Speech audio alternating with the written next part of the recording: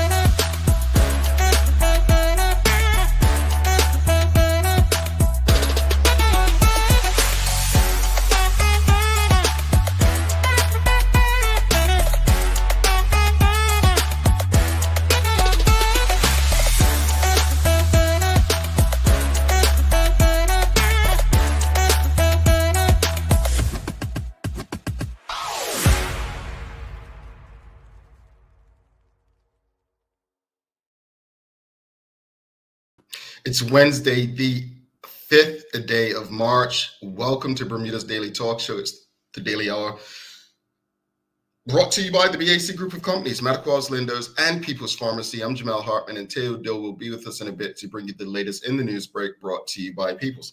Well, happy Wednesday, hump day, middle of the traditional work week, everyone. How's everybody doing today? We're halfway there. We are halfway through the week. Yep. For those of you who don't like your jobs, I know you're smiling. Well, no, if you don't like your job, you just be like, this another day. You just can't wait to Friday at 5. But for those of you who love your jobs, like me, it's just another day as well. Suzanne Ingham says, it's an awesome Wednesday indeed. TDH is back on the air. Yes, and we get to engage with you, Suzanne. Happy Wednesday indeed. Happy Wednesday to everyone. And greetings to everyone, and thanks for making us part of your daily routine. A good one today as we welcome newly elected Member of Parliament, Dwayne Robinson, JPMP, onto the show. The Daily plays music today. Yeah, it's music. I think you all will get this. This is pretty much across generations, so hopefully you do well. Don't forget to subscribe on our website. Follow us on all of our social media channels to stay up to date with all that we have going on. Help us grow beyond the mic as we do our part to continue to improve our community. Let me just get some water real quick. Should have prepared for this. Mark Arthur C. Phillips, he says, good morning, and a good morning to you as well, cousin Mark. So, folks, a lot of talk this week about what Maya shared yesterday in the news with Minister Zandy Silva and the like. And, there's been some collaboration, or at least meetings, in hopes of collaboration with the Premier and, others who are not within the PLP ranks. And as we have MP Dwayne Robinson on today, I think this question is appropriate for the audience. And, what ideas given by the opposition, independents, or FDM would you encourage the government to consider? What ideas, and well, that's in hopes that you actually, how can I put it? That's with hope that you actually know what was in their platform or what they were discussing or promising. But what ideas given by the opposition, independents, FDM, would you consider? What ideas given by the opposition, independents, FDM, and what's the Eugene's Dean's group? Imperial group. Well, what ideas given by the opposition, independents, FDM, and others would should the government consider? What do you think? Is there anything that they suggested that you think they should consider that would make Bermuda, improve Bermuda anyway? And also, do you think government should consider ideas from political opponents? So what ideas given by the opposition, independents, FDM, and others should the government consider, like immediately? What is something they said that the government should consider? What are your thoughts? We've got Vernice, Benjamin, Kessler says, greetings, Jamal. Happy Wednesday. Bermudian tuning in from Adelaide, sorry. South Australia, right now. Wow. Thank you for tuning in Australia. Send us some pictures and video. I've never been down under, folks, but I'd love to experience it someday, maybe virtually. But let us know, audience. What do you think? I mean, I'll start. I mean, there's been conversation for years and years and years about an education authority, right? That's something that is up in the air. You've heard people on both sides saying take politics out of education. The premier said, I hear you as it relates to education. So maybe that's an idea they consider. Also, the Honorable Mark Bean's party, Free Democratic Movement, suggested a tourism council in replace of the tourism authority, right? That was another one. The OBA said that if they were successful, they were going to implement absentee voting within a year. Yeah. So what else, audience? What ideas given by the opposition, independents, FDM, and others should the government consider? Like, is there anything that comes to mind? But also, this is yes or no. Do you think the government should consider ideas from political opponents? Like, do you think they should even consider what the FDM or OBA or Imperial Group or Independent, Sir John and others, do you think that it's even worth considering what they say? What are your thoughts? What are your thoughts? Do you think it's worth it?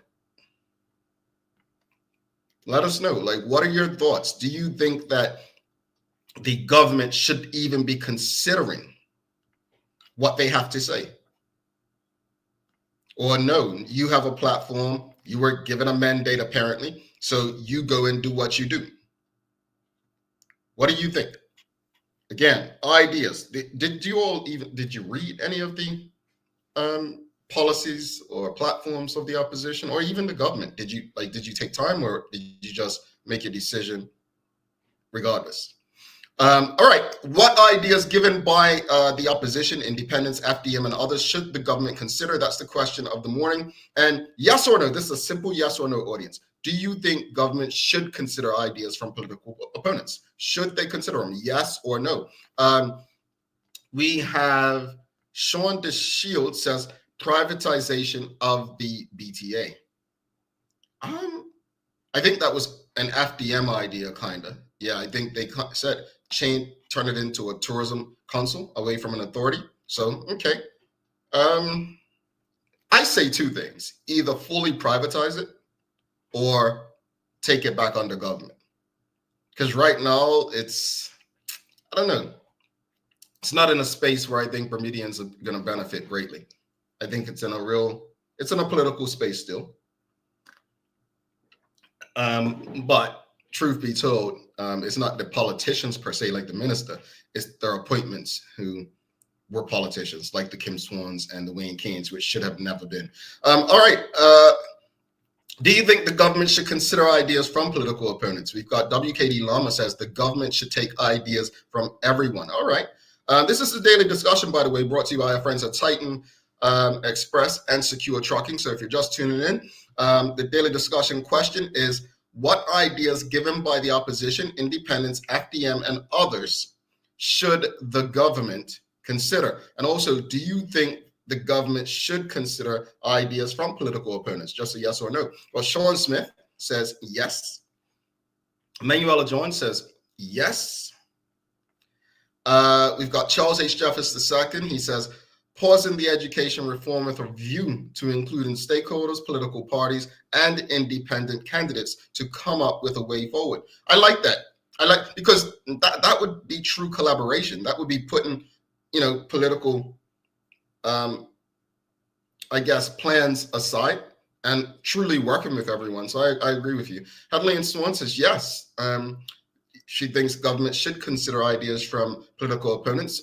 Suzanne Ingham also says yes. I think they should, but don't go fluffing, making it theirs. Well, it should be Bermuda's, right? It should be Bermuda's. We have Shayna Smith says yes. Marquita Lee says yes.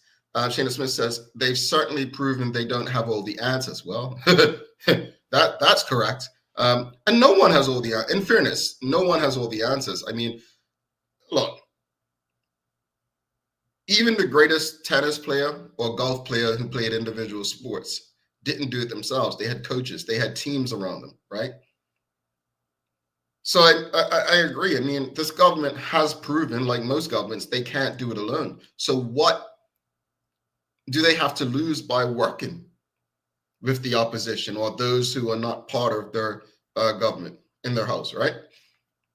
Renee Simmons says, yes, I believe they should at least have consultations on other ideas that may be more beneficial. Nothing wrong with hearing other perspectives. Absolutely not.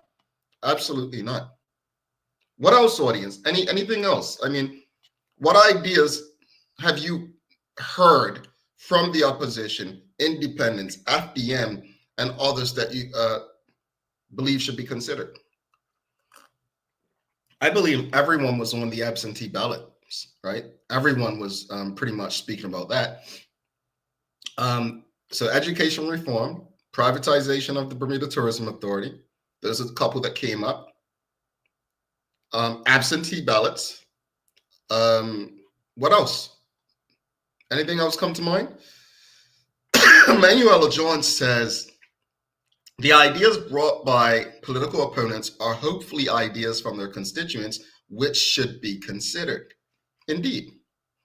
James Burgess says, good morning, Daily Hour team. I'm watching and learning. We appreciate you over there on LinkedIn, watching and learning, sir. What else, audience? What ideas given by the opposition, independents, FDM, and others should the government consider? But also, again, sometimes governments will say, well, this is what we had in our platform.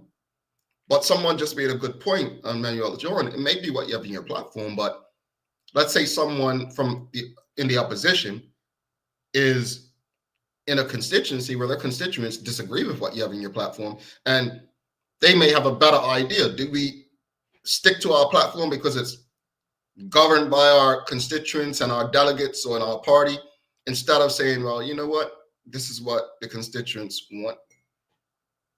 Like, how hard do we stick to our guns?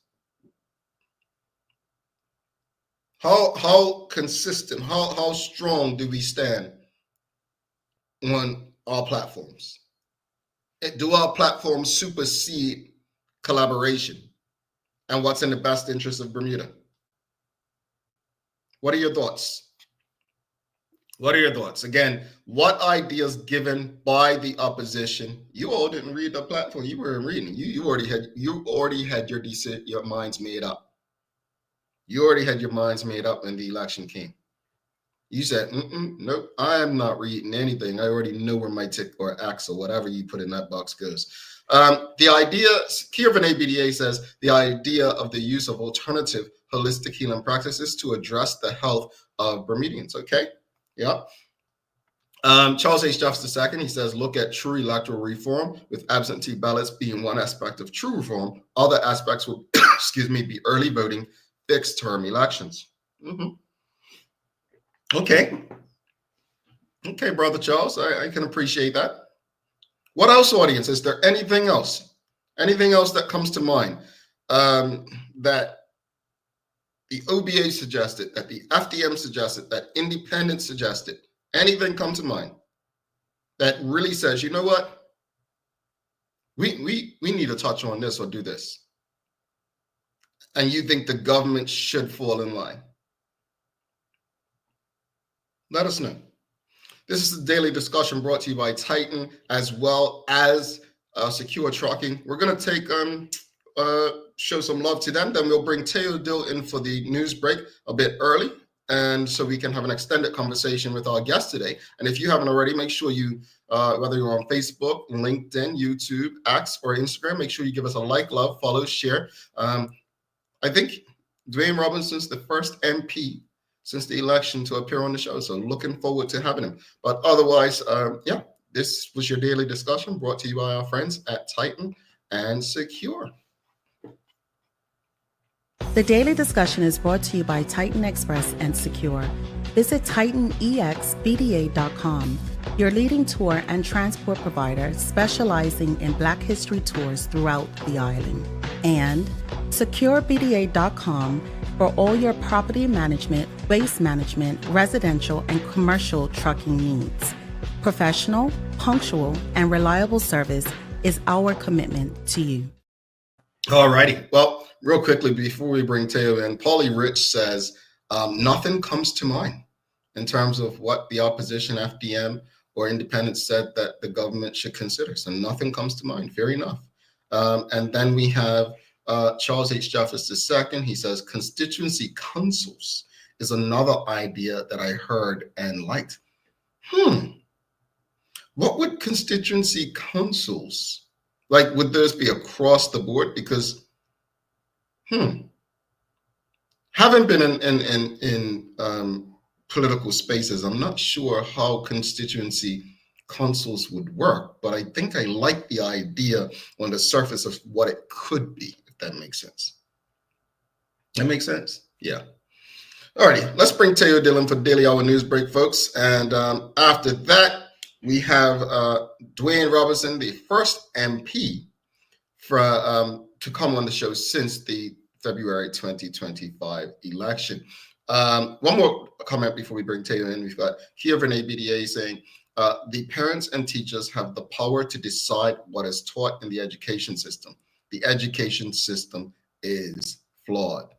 And Sean Smith, I think, is in response to what Charles said, what the job of the parish council, he's asking. And Charles H. Jefferson II says each constituency would meet up with their MP regularly to discuss legislation.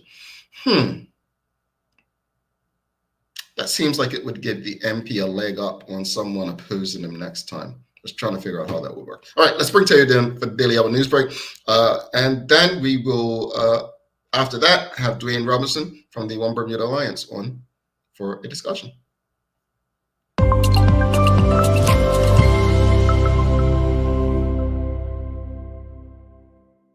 Jay, morning fam. How are y'all doing? You good? Yeah, TV's and man. I had some berries and honey this morning and got my water here. And yeah, I'm with all of you guys. I am pleased to learn that you have discovered that local honey from a great height absolutely poops on all the other stuff that you can get in the grocery store. Man, Bermuda honey is the best. It's a whole different thing. Pardon? Nobody told me about it. I see. I mean, that's the kind of thing that makes me think people don't actually love you. You know what I mean? I can see why you feel a little resentful of your relationships. Yeah. No one told me all the goods, Tay. But again, they tell me who they are regularly, Tay. Yeah. I'm including myself in that. Like I should have. Oh yeah, you should be included in it. Yeah. Well, you're here now, so that's the important thing. Whatever. Now, what I gotta warn everybody because there's another social media scam that ended up in some police contact, and it's the kind of thing that all of us could fall victim to. A teenager was picked up by the BPS after a failed attempt to rob one of his peers for some technology. The incident went down at 2:00 last Saturday near the Railway Trail, South Road Junction in Paget. Now, that was mistake number one because that is not the most visible public space. The prospective seller met the buyer to exchange money for the electronic item in question. But the only reason the buyer took his hands out of his pockets was to try and snatch the item from the seller. Thankfully, he was unsuccessful, skedaddled away from the scene, and an eyewitness saw the whole thing, gave the police a description accurate enough to get the wannabe thief picked up near Collectors Hill, where he tried to bust another escape move on the cops. So now he's facing 2 charges, a suspicion of theft and assault on the police. But the big thing is, because this has been happening more and more often, if you're going to buy something on Facebook Marketplace or whatever, just make sure you do the exchange, most especially if it's somebody you don't know, not like that. In a deliberately public place where there are people around to hopefully disincentivize that kind of activity. But I wanted to ask you, Jay, like how much online do you buy stuff on Facebook Marketplace like that? I never have. I actually only put something on there for sale and then got some interesting responses. If you get me. Yeah. No. I see what you're saying. Yeah, it's very scammy. I'm like, I'll say it. I mean, they were like, oh, I don't have 300 for the sofa, but I can give you something. Like, it was just weird, you know? Was this here? No, in the US, in the US. Oh, okay. I was in Florida. Okay. So again, that's my only experience with it. And I was just like, okay, this is not it. Like, that's it. Never again. Like, I'm good, Target. It's like a scam, you know? Yeah. It is pretty awful. But I'm interested in the audience. Has anyone, in the audience had to deal with being scammed online? Like, I'm interested because remember, Teo, many years ago, when I thought I won $1 million from a Nigerian scammer, and you called the number live on the radio.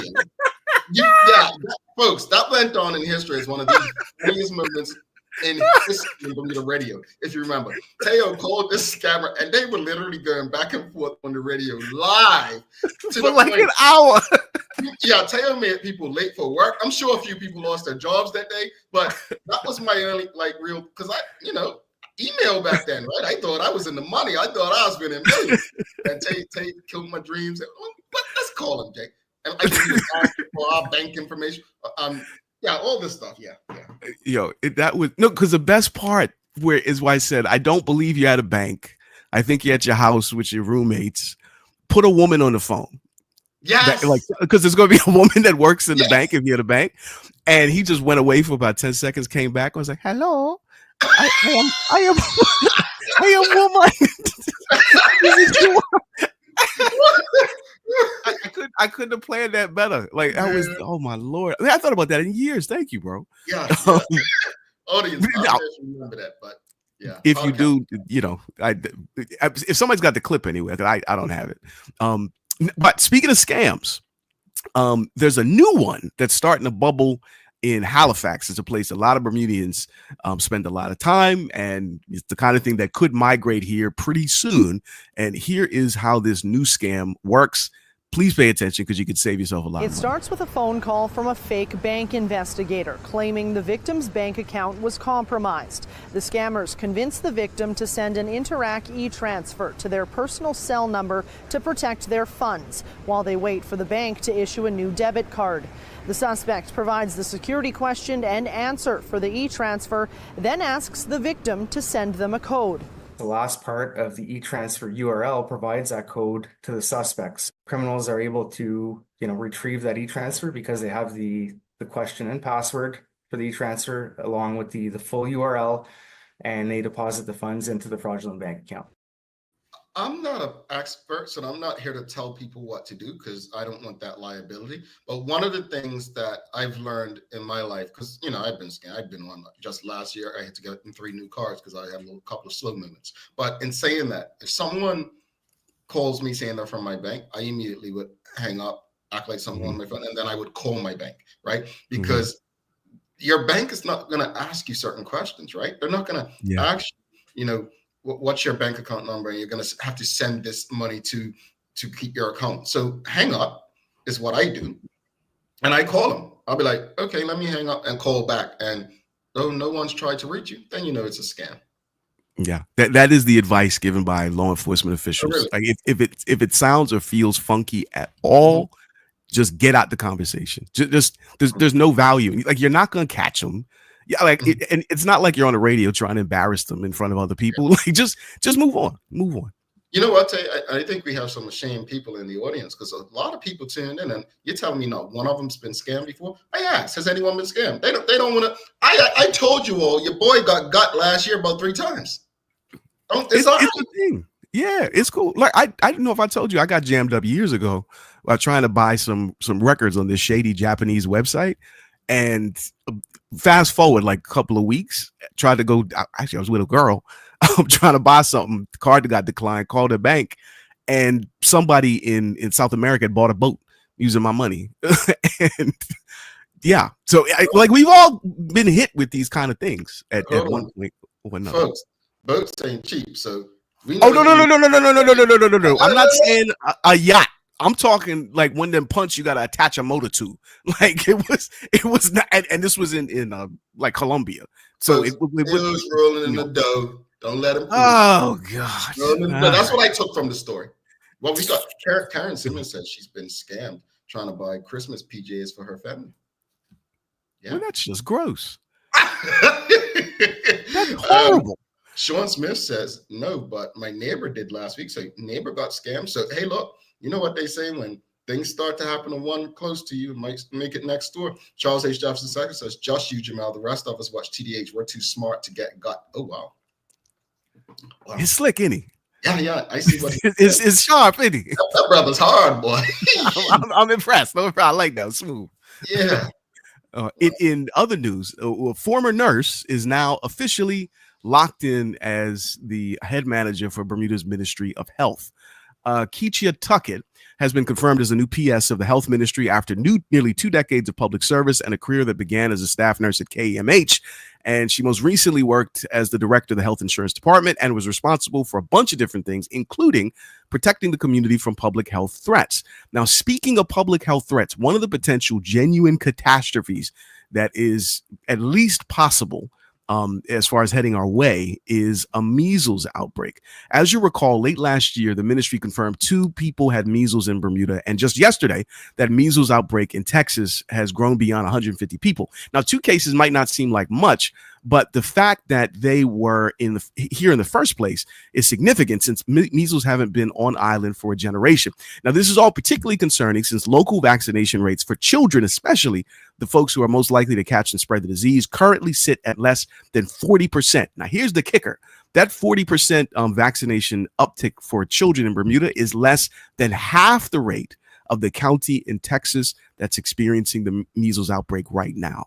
I hope that focuses the mind. Now, people used to regularly die from measles in Bermuda before the rollout of the vaccine in the late 60s, early 70s. Interestingly, and they call this the vaccination paradox.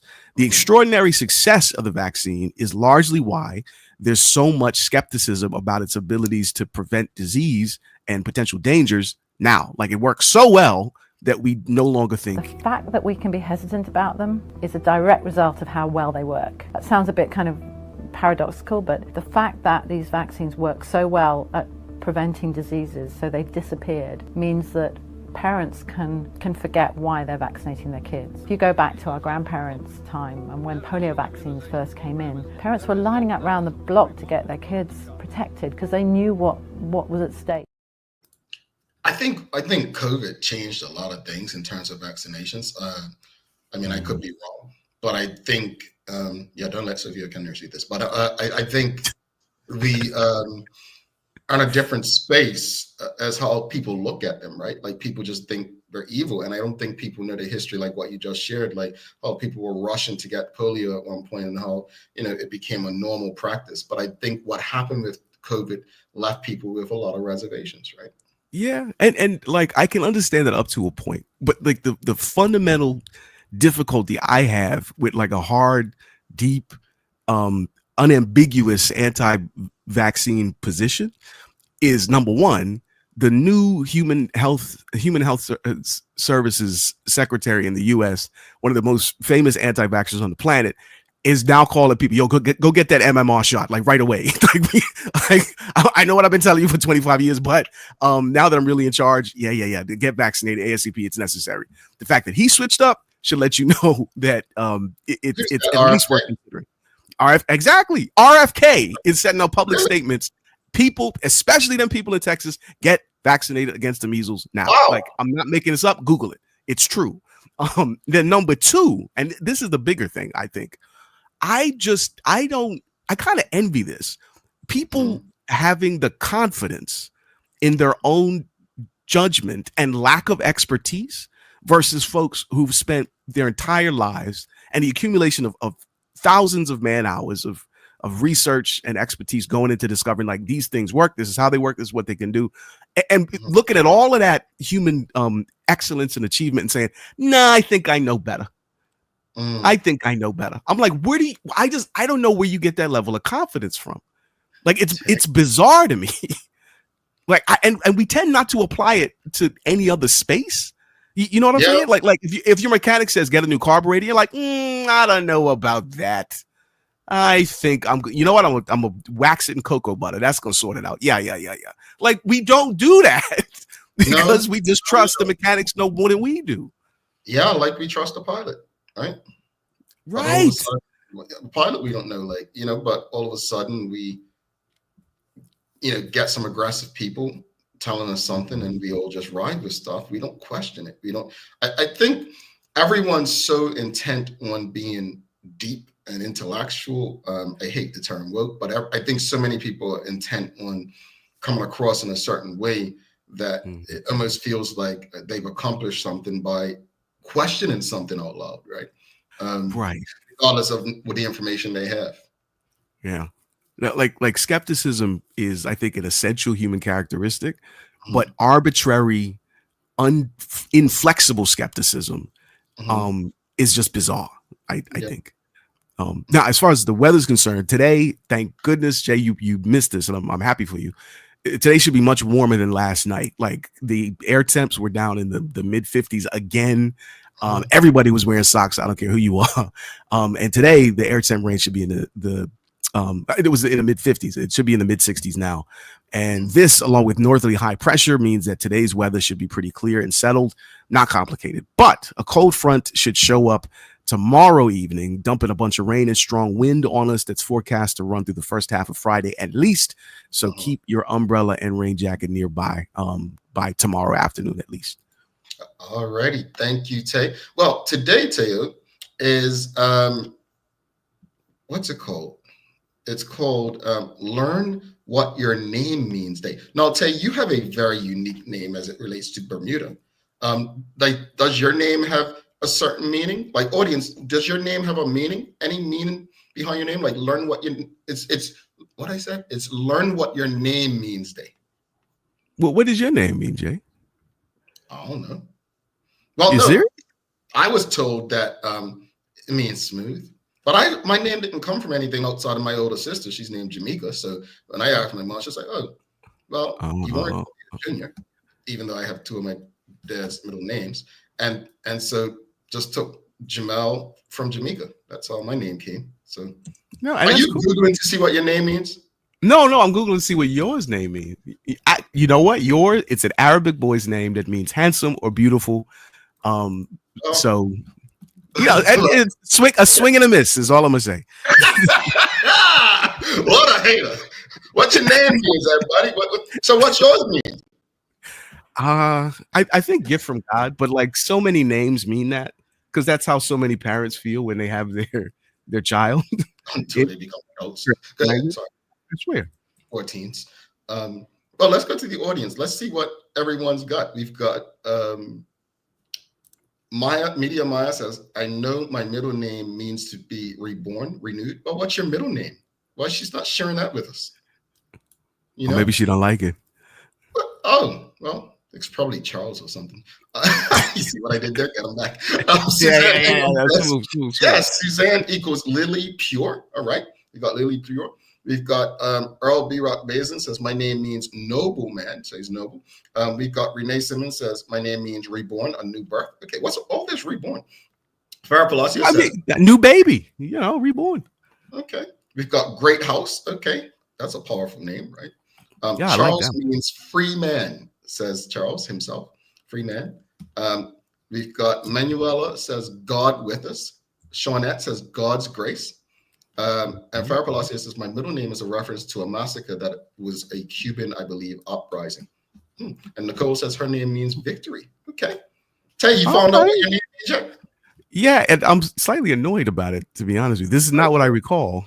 It means to be dutiful. Dutiful. Dutiful, virtuous, generous. I like the latter two, and I'd like to think I aspire to the latter two, but I don't know if I want to be dutiful. You're dutiful, bro. Do you really think I'm dutiful? Yeah. Like somebody that like unquestionably does what they're told? Oh, well, no. I guess yeah. Like I accept my own responsibilities and try to honor them as best as I can. Yeah. Okay, yeah. All right, I'll take it. I'll take that. Yeah. Okay. Let's go through a few more. We've got God's messenger, Angeline Butler. Talia Iris says, my name means dew of heaven or dew of God. Okay. Strength and determination. Warlike, says Marquita Lee. Gloria Warlike says, my name Marshall means warrior. Okay. Okay. And yeah, that's what I'm saying. Dutiful to your goals. That's what I thought, Fair. Yeah. I'll take that. All right, dutiful one. Look, you have a wonderful day. We've got. I handsome. Hey man, what can I say? Yeah. We'll see you soon. All right, take care, man. Thanks a lot, y'all. All right, brother. Tell the deal, folks. Don't go anywhere. We're going to take a quick break. We'll come back in about 2 minutes, 44 seconds. We've got Dwayne Robinson hanging out with us. In the meantime, whatever platform you're on, give us a thumbs up, a love, a like. Make sure you share the conversation with your friends, your family, your colleagues. We'll be back after this. Join us as we celebrate 5 years and 1,000 plus episodes of community conversations on Bermuda's daily talk show. The Daily Hour Gala takes place on April 26th at LF Wade International Airport. For more information and advance tickets, please send an email to admin@bermudacommunications.com. We look forward to celebrating all that's great about our community with all of you.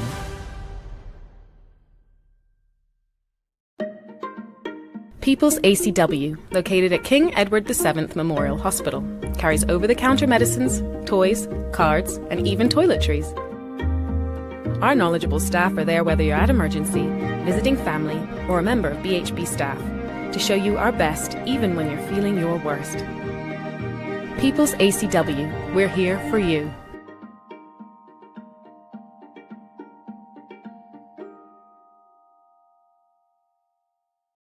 Hi there, welcome to Medical House. We're located at number 6 Bakery Lane. I can't wait to show you all of the great stuff that we carry. Come on inside, let's see. Long days, long shifts, you no longer have to endure comfortable underwear. Designed by nurses, we now offer premium undergarments by Swoop that are unique, fun, comfortable, and functional. The only underwear you'll ever want to wear. Who says high quality functional products can be stylish and comfortable at the same time? See it all at our new expanded location on Bakery Lane. Welcome to the new bulk store, Lindo's Next Level. Wake up in the morning with enough coffee to keep you running throughout the entire day. Your pet at home deserves the best. Stock up on dog food to keep your puppy happy. Need a quick tasty lunch at home? Your chicken nuggets will be jumping right out of the freezer. What's a movie night without popcorn? You can never have too much. Lindo's Next Level. Why go anyplace else? Unlock your business potential with BDC's General Microloan, offering up to $30,000 for Bermudian small and medium businesses. Whether it's for inventory, working capital, or equipment, we provide 100% guarantee on approved loans. Simple application, low interest rates, and fast processing. Apply today and make your business dream come true. Bermuda Trivia, the Black History Edition, is now available at stores throughout Bermuda. Visit bermudatrivia.com or email contact@bermudatrivia.com to learn more. Alrighty, welcome back to the big show. I'm Jamel Hartman. It's the Daily Hour brought to you by the BAC Group of Companies, Medical Oils, Lindo's, and People's Pharmacy. Folks, please don't forget to subscribe on our website. Follow us on all of our social media channels to stay up to date with all that we have going on. Help us grow beyond the mic as we do our part to continue to improve our community.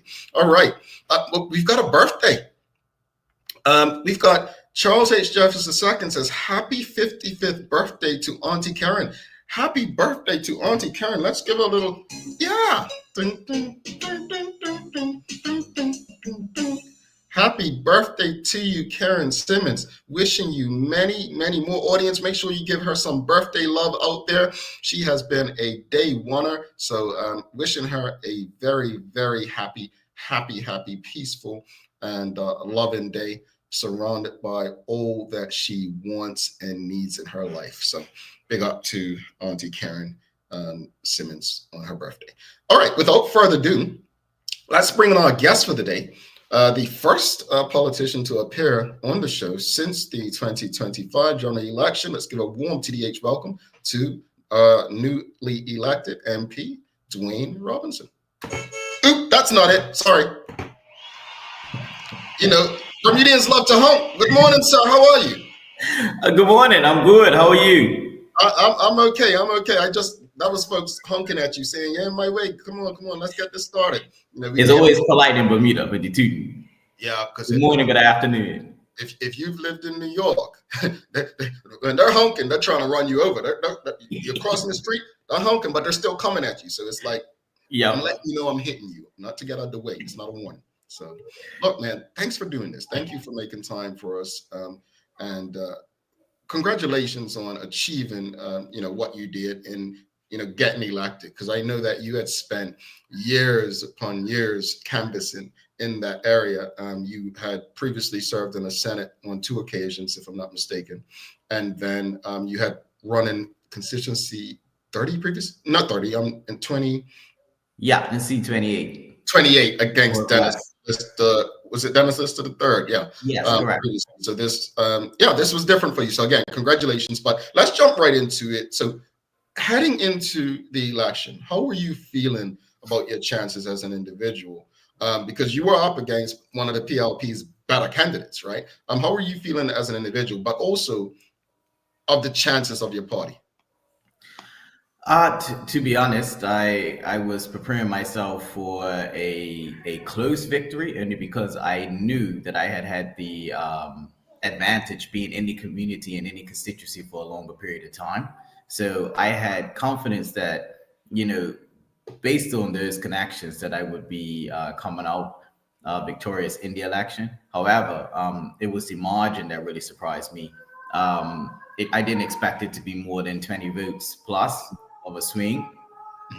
As far as the party's perspective, I think all of us expected that we, or at least hoped that we were going to do better than the outcome, at least 13 to 14 most likely. But obviously leadership was always pushing for, a victory. So that's what we were pushing towards and working hard towards. But, that's how it shook out. Yeah, indeed. And why do you believe the OBA failed to inspire more voters to vote for them, even though the electorate seemingly rejected the PLP? I think that one of the main things is that we as a party, we've done a lot to improve our communication, but we understand there's more work to be done, because even earlier in your segment, folks couldn't really name a policy that the One Bermuda Alliance was really pushing during the election campaign. I think that was one of the main reasons, because when the vote shook out, it showed you that majority of the population is fed up with the PLP. They did want change, but they were split between many options, each appealing to them in a different way. So I think for the OBA, our main thing is that we must highlight our policy better. And we must get back out on the doorstep and continue to show people that we care, that we're not just gonna shrink away because we came so close and we didn't quite get there. But yeah, I would say strengthening our approach towards communicating policy so that folks know what we stand for and what we intend to do. All right, thanks for that. I was speaking to someone yesterday, and they like, the PLP made the electorate did reject the PLP. They got less than 50%. That's a rejection. They didn't vote for anyone. They rejected them. Let's be clear. It's intellectual to understand that the electorate rejected the PLP. No, that said, they're still the government. Right. I was speaking to someone yesterday, and they actually said to me, I think the FDM, if they stay consistent right now, have a better chance of being the next government than the One Bermuda Alliance, simply because they're more connected to the community. What do you think the OBA needs to do to connect more to the community? It can't just be press releases and public relations. The PLP do politics better than anyone. I mean, you're taking the nerdiest of nerd guy and putting them in spaces where, he didn't grow up in, to connect with people, shaking hands, buying people rounds at bars and so on. Like, what do you guys need to do? Because I think you're missing that community connection, right? Well, I think that I would say we have connected.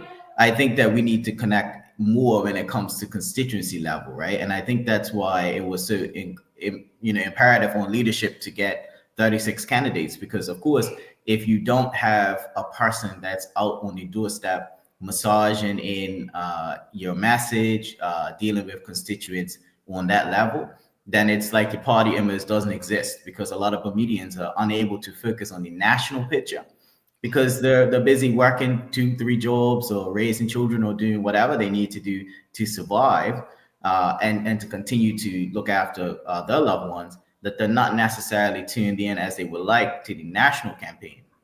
So I think it is incumbent on us to make sure that we maintain our presence in all 36 constituencies, because that's what the Progressive Labour Party does really well, to their credit.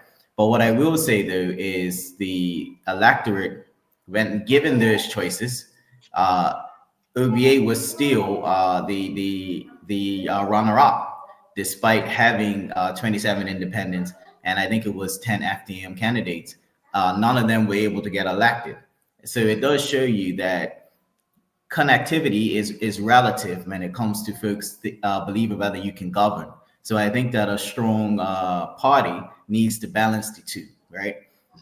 And I think that that's where the OBA is kind of working towards, being competent to govern, being competent to lead, but also being accessible, and being in each constituency. So I would say that, in my opinion, the electorate showed that the OBA is the closest poised to becoming government rather than the other options that were. But I think my comment, based on what was said yesterday, is that remember, the independents just showed up, if we're honest, and the FDM pretty much just showed up again.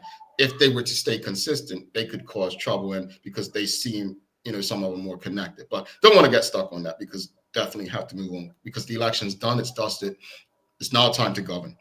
You've been in the Senate previously on 2 occasions. What do you hope to add to the House, where the PLP has a much larger majority than in the Senate? What do you hope that you can bring? Well, I think one of the main things that I've kind of perfected over my career in politics is being able to kind of translate a lot of policy, a lot of ideas and positions to the electorate in a way in which they can, easily digest, and also being able to take the conversation out of the House, out of the Senate, and bring it to the public. A lot of people will tell you that one of the people that have public discourse very often, people stop me on the street, they are on social media. So I think that that's where we as an opposition could use that sort of direction, because in the House of Assembly, obviously 24-11, discounting the speaker, it provides a skewed reality, and if you are listening into the House, it can come across as very much chest beating and very uneven. So I do believe that what I would try to bring to the House is more so bringing the House to the people, right? By transitioning conversation outside of the House and disseminating that information and what was said and what was discussed, without them having to tune in to 11 hours or 10 hours of House business. Indeed. Thank you for that. Audience, if you have any questions or comments for MP Robinson, please send them through. As part of the OBA's shadow cabinet, you were named the Shadow Minister of Tourism, Culture, and Transport. You're very vocal about tourism in particular. What concerns you most about this entire area of governance, though? How do you plan to hold the government accountable with this shadow ministry?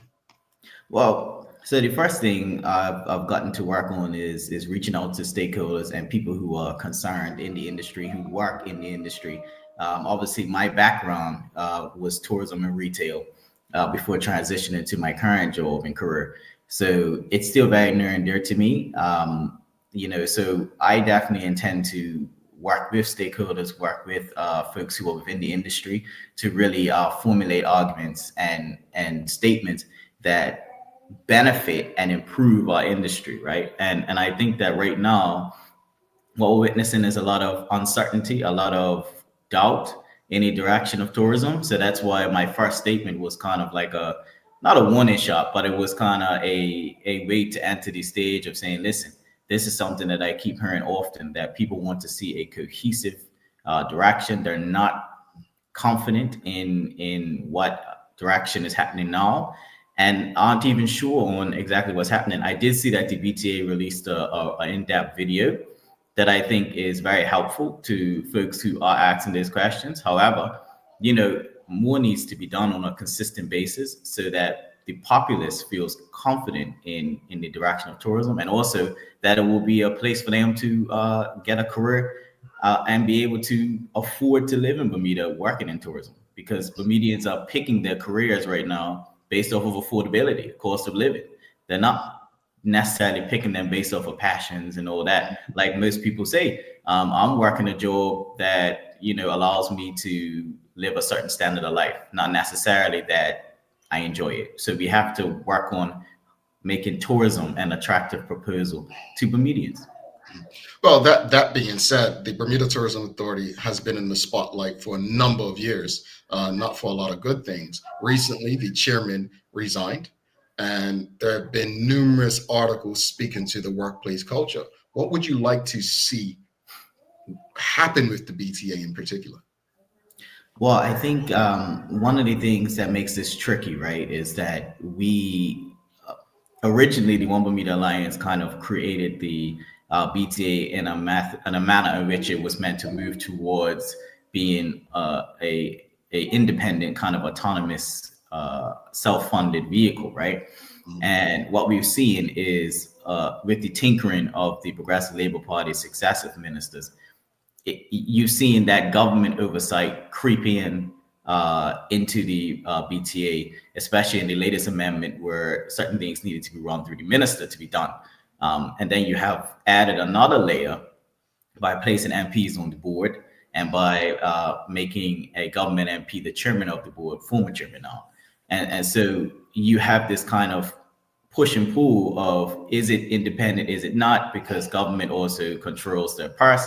Government also has, and by government I mean the Progressive Labour Party, also has a large amount of voice, not just on the board, but at a ministerial level and on a financial level, with the Minister of Finance determining their budget, which has been cut over the successive budgets. So we've really kind of found ourselves in a position where the BTA is neither kind of working towards independence or being part of government. They're neither the Department of Tourism or the BTA at this point. And I think that what I would like to see is government to plant its feet down one direction or the other, because the organization cannot continue with this kind of hodgepodge approach of being independent, but not being able to make decisions, but also having to run it through one PLP MP, only to meet with a PLP minister, only to then lobby a PLP finance minister and premier to get funding. So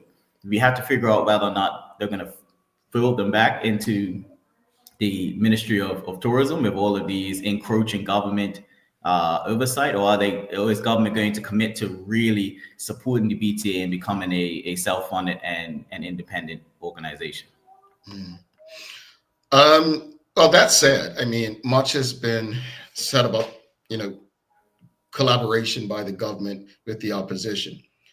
How are you and Minister Darrell going to be able to collaborate going forward in the best interest of Bermuda as far as it relates to the BTA and tourism, culture, and transport? Sorry to laugh. So if anyone who listens to the Senate knows that we haven't necessarily had the best rapport, but I do believe that in his heart of hearts, Minister Darrell does have Bermuda's best interests. And I think we can find a way to align on that. My role as the shadow is not going to be trying to trip him up or trip the minister up or smear in any way. My role is going to be amplifying messages that, the stakeholders are trying to get out, what's best for the industry, and where I believe that changes can be made to improve it. Now, some of those messages are not going to be positive or well received if you are in a ministerial position, but they are the truth and things that need to be discussed. So I do believe we can find consensus and work together. And I think that I will extend the olive branch to the minister and hope that he returns it. All righty. We've got quite a few questions from the audience. And audience, if you have any questions or comments for MP Robinson, send them through. Mark Arthur C. Phillips saying, good morning, honorable member Robinson. How can the OBA be in a better position in order to keep the PLP accountable? So I think one of the main things is visibility. I think that the OBA has been excellent in the House, pressing the government on various issues. And the press also has been able to report on these issues based off of the parliamentary questions, motion to adjourns, and legislative debate that happens in the House. One way I think we can be more, keep the PLP more accountable is just making sure that the people's voices are more amplified. And I think it comes back down to getting out to all 36 constituencies and making sure that we're getting that feedback from folks so that the opposition is placing itself on topics that are important to Bermudians. I think a lot of times we may be discussing a topic and it may not be resonating with the population, or it may not be a high priority for the population, but it is something important.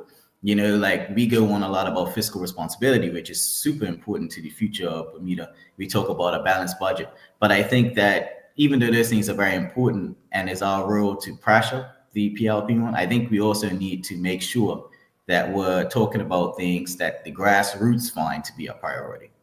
Okay. We've got Charles H. Jeffs II asking, will MP Robinson be implementing a version of a constituency council in C30 to discuss proposed legislation with people in his constituency?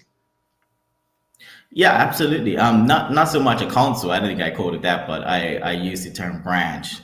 So I've actually been actively recruiting and strengthening my branch. So we're going to start kind of revving that engine back up in March 15th when I have my first meeting with them. But yes, we're going to have monthly clinics. I'm actually going to be teaming up with Linda for a lot of this. Linda Smith, who is the MP for Constituency 31. To do, you know, joint Southampton monthly meetings. And yeah, we will definitely be taking policy opinions and also bringing policy and the dealings of the House to our constituents directly. And of course, they can always reach me. I get policy advice and recommendations every day in my email and WhatsApp. So, okay. We've got Michael Daniels. He says, in the spirit of collaboration, do you see yourself and Mr. Fubler working together? Of course. We tend to both end up going to his uncle's various events. As you know, Mr. Glenn Fubler holds a lot of cultural and historical events that really pass on a lot of knowledge and keep people connected to our history and our roots. And we tend to bump into each other there a lot. I do believe that if the opportunity arises for us to work together in a more formal way, we probably will. But obviously, we do have our specific roles. As he's landed into a junior ministerial role, which will most likely have his attention, and the shadow ministry role of tourism, transport, and culture will have my attention, along with taking care of the constituents of C30. If he does intend to stay in this constituency and there are issues within it that we can work together to solve, that door is always open. All righty. Maurice Foley, OBA colleague, asking, what advice would you offer new senators entering into politics? So for me, my biggest advice is to do your best to set up a advisory group or a team of people within the community that can help you formulate your positions more aligned to expertise opinion. Because I find with politics and politicians, you know, we aren't the experts in certain things that we are debating. No, we are competent legislators, and that is our function. But we must always make space, right, for people who do this line of work that we're discussing on a daily basis. So it's like, for myself, I will always be consulting folks who work in tourism on a daily basis, who are promoting our culture on a daily basis, who are working within transport on a daily basis, because that's literally their expertise, and we need to make way for that. And doing that made me very successful in Senate. So, you know, that would be my advice. And also just make sure to keep your finger on the pulse of everything that's happening. Amari Simon's asking, good morning, MP. He says, what happens with the parliamentary committee on the cyber attack? Very interesting question. So basically, we have to wait for committees to be, I want to use the word reinstituted by the speaker when the House reconvenes. I believe that it will probably be a members shakeup, as one MP lost his seat in the last election, and it has to be one opposition MP and one opposition senator, and I am no longer a senator, so most likely it will have to be a shakeup and then be reinstituted. But you know, it is very disappointing to have only had a few meetings and then for an election to be called. You know, it doesn't seem very forthcoming to me, but we will definitely stay on top of that. We've got a question from Wendell X. Ree. Why do you think Bermuda rejected the ODA?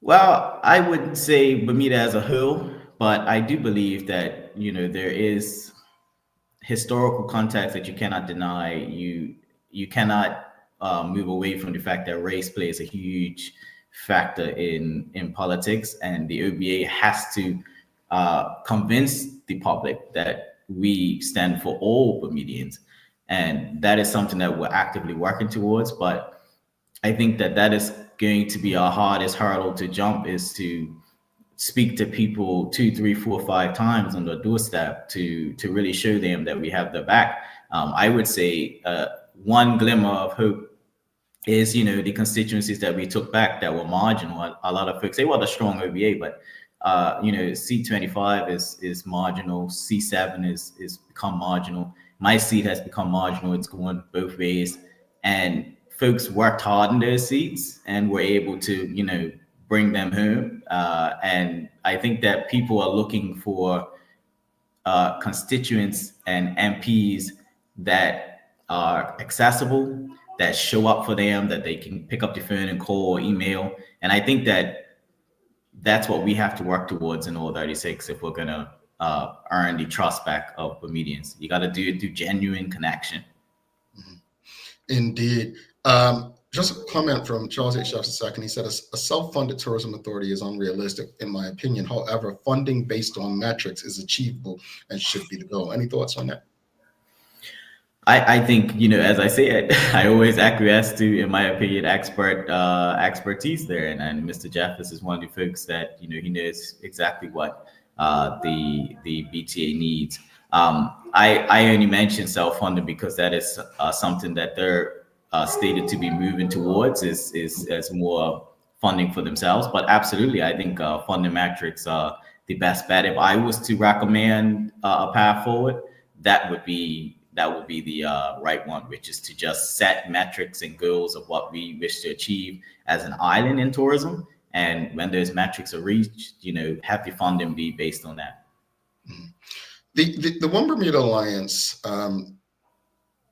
is in a better position to oppose this time around, as opposed to 30-6 in 2020, 25-11. So 5 additional, almost double what you had. Are you confident that the 11 can make an impact in being the strong opposition that Bermuda needs? Absolutely. I think that not only just logistics wise, where, you know, you had MPs who were double and sometimes tripling up on ministries and trying to be present and active with all the stakeholders in their respective ministries before making statements that are unfounded or untrue. You know, that ties you up in itself, right? Especially if you have massive portfolios like national security or public works to, you know, keep your eye on.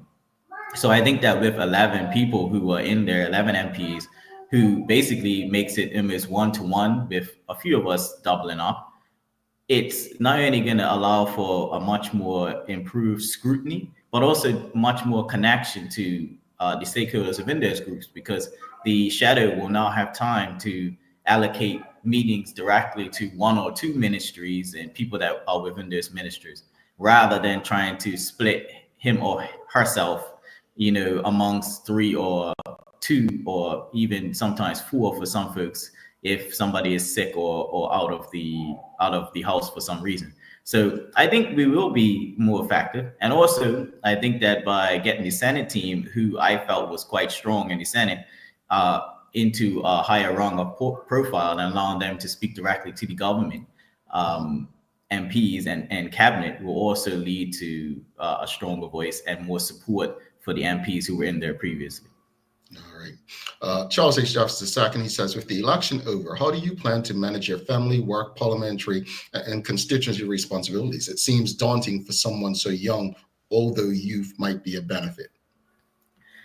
Well, what I will say is how the system is set up, youth is not a benefit, unfortunately. If you are young in your career and young in your family, politics can definitely cost you a lot, especially when you want to be effective at it and give a lot of time.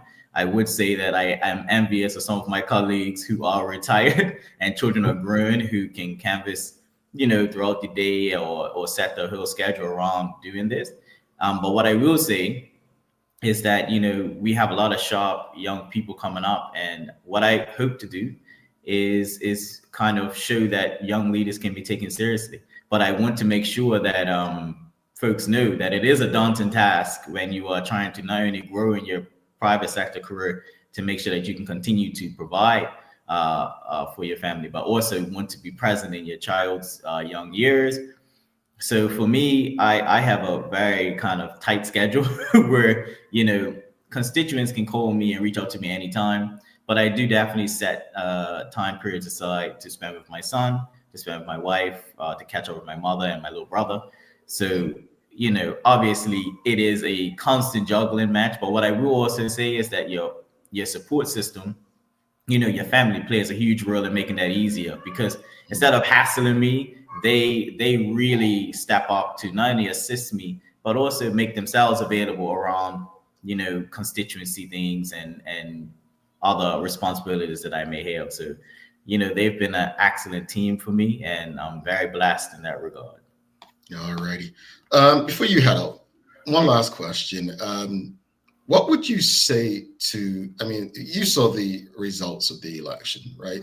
It seems like people are no longer interested in the political process. What would you say to regain the trust of the electorate and to involve them in the process? People are just so far removed, they don't care. What would you say to them to get them back? Well, I think it's two things. I think it's the fact that, we have to acknowledge that our people in Bermuda are at a point where they're focusing on holding on, right? Every time you go on the doorstep, you hear that Bermudians are under duress, either from healthcare costs or cost of living or educating their children, repairing their cars from the roads, or, it's just a whole lot of different issues that, Bermudians are facing right now. And so it's hard for us to expect them to take on all of that in their private life and what they need to do in their personal lives, to then turn around and give back to the public arena when it comes to keeping up with politics and all that. But what I will say and implore them to do is to recognize that a lot of those problems, they lead back to politics, right? And elections have consequences no matter which way they go. And I think that what I would say is, number one, from the legislative side, from the government side, we need to do more civic engagement, not just in schools, but also in the community. We need to kind of bring the House to the community. We cannot expect people to give up hours of their life to listen to the House, especially with the state of debate as it is now. What I will say to folks who are looking to get re-engaged into politics or stay at home during the election is that, please, I implore you to think about the benefits of engaging in our democracy. Understand that having governments without mandates is dangerous. Having governments who are making decisions on behalf of you when you did not cast your vote one way or the other is extremely dangerous. We need to make sure that our governments are elected based off of a mandate of the majority, right? because right now we can't say that the majority support the Progressive Labour Party or their platform or their direction for the island, because so many people abstained. So we have to make sure that our people are coming forward and actually claiming a government, because that is the only way we can ensure our democracy is strong and continues. Indeed. Thank you for that. Always a pleasure having a chat with you. First time MP. I'll have to tune in. I have to get back to it because, again, the level of I used to listen to the House religiously, and then the level of debate just it became more of a headache. Like, I can't believe this is real life to me. And that's not to say it's a Bermuda thing, because if you've ever watched C-SPAN in the U.S., it's no different. So it's not a disrespect to or attack on Bermudian politicians. It's just politics can sometimes be so low level and childlike. My hope is that the level of debate can increase, that the premier and saying he wants to collaborate, Senator Lindsey Simmons' words about this being a different opposition. My hope is that it's not just talk and it leads to encouraging adult-like communication that's going to put Bermuda in a better space. At the end of the day, I think the end goal for everyone is the same, and that's a better Bermuda. I think where we disagree is how we go about making that happen. So again, congratulations to you. You know what I'll be doing here, holding you accountable. Yes. Making sure that things happen. Like you, myself, I very focused on what happens with tourism. I'm hoping that there's more resignations in myself, but I do believe, and I've said this on the show publicly, that I do believe that Minister Darrell could actually be one of the best tourism ministers we've had if he stays out of the way, if he lets the board do their thing, which I kind of believe that's been happening, but I think he could go on. And with your support or collaborative, I know you guys rock, but to me, bashing heads and clashing heads isn't a bad thing. I mean, have you watched this show? Have you seen Sanchez and myself? But I'm saying, I think it could be a good thing. And I think you're the right person to be in the House on the OBA's team right now. But not even if you weren't on their team, I think you bring something different that's needed. And I hope that you'll, remain consistent and not sway over time like, we've seen others. So congratulations to you and all the best to you. We'll definitely be in touch. Thank you so much. I appreciate it. All righty. Dwayne Robinson, newly elected MP. Audience, if you appreciated the discussion and conversation this morning, please give us a thumbs up, a love, a like. Make sure you share it with your friends, your family, colleagues. We're going to take a final break. We'll be back in 2 minutes, 32 seconds. Got a daily play for you. I want to see how many of you know music. Don't go anywhere.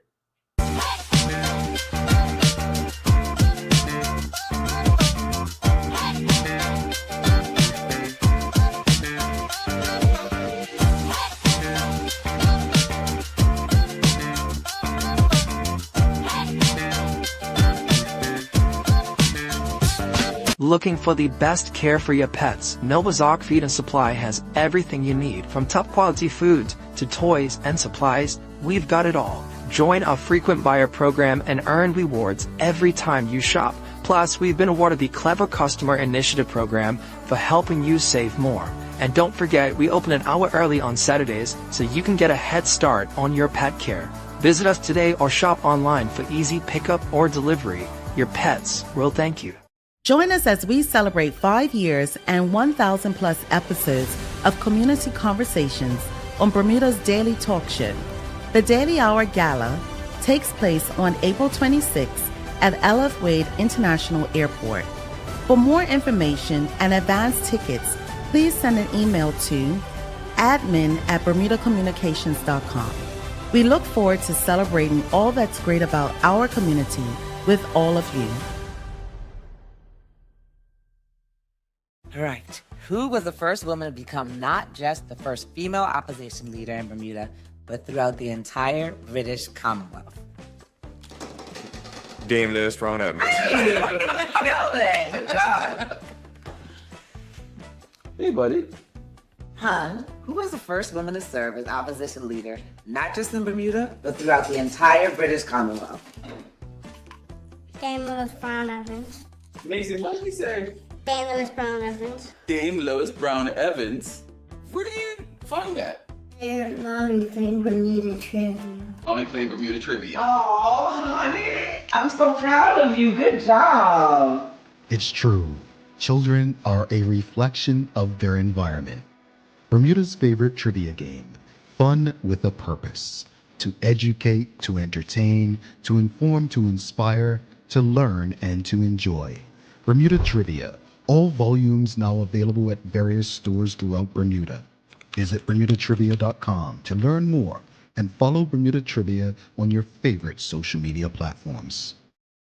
Alrighty, welcome back to the big show. Thanks again to Dwayne Robinson, MP, newly elected for the One Bermuda Alliance up there in C30.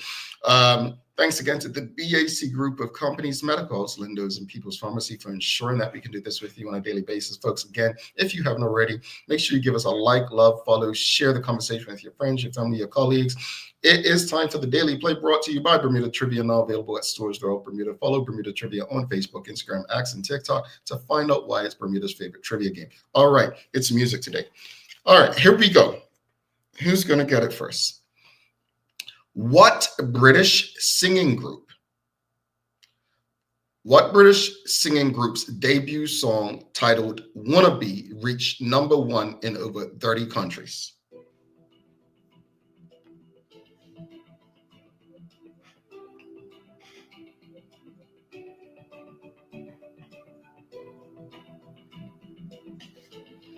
All right. We got Farrah. She got it first. Spice Girls. All right. Spice Girls came up first. Nicole Walker also got Spice Girls. Charles said the Beatles. Stacey Ann Brown, she said Spice Girls. Julie said Spice.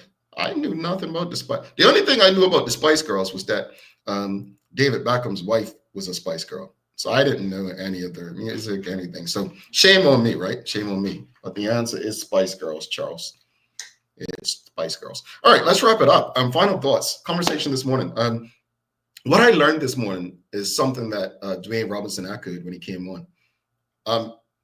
Many of us, we're not interested in, it seems, the platforms and policies and proposals by political parties. And it begs the question, so what did we truly vote on? And I've said it since 2017 when the PLP won. I don't think people voted for the PLP because of their platform. They voted against the OBA for various reasons.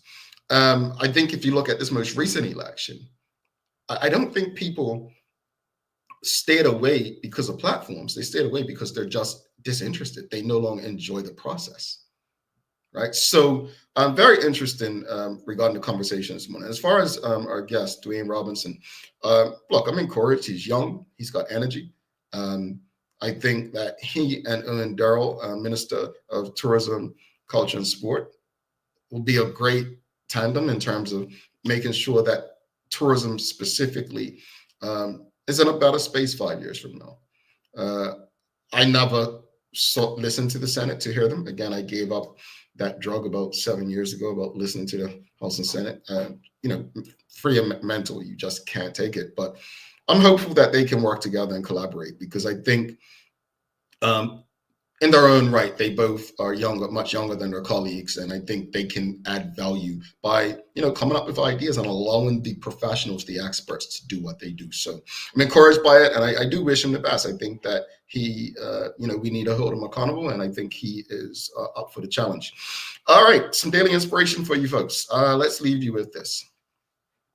Quote, "Do not let what you cannot do interfere with what you can do," end quote. And that's from John Wooden. All right, folks, please don't forget to subscribe on our website. Follow us on all of our social media channels to stay up to date with all that we have going on. Help us grow beyond the mic as we do our part to continue to improve our community. Thanks again to our partners, the BAC group of companies, Medical House, Lindos, and People's Pharmacy, for ensuring that we're able to do this with you on a daily basis. As always, we appreciate you, we love you, and we thank you for making us part of your daily routine. If all goes well, we'll be back to do this again with you tomorrow. I'm Jamal Hartman. Please do make it a great and a safe day. We are out. Peace.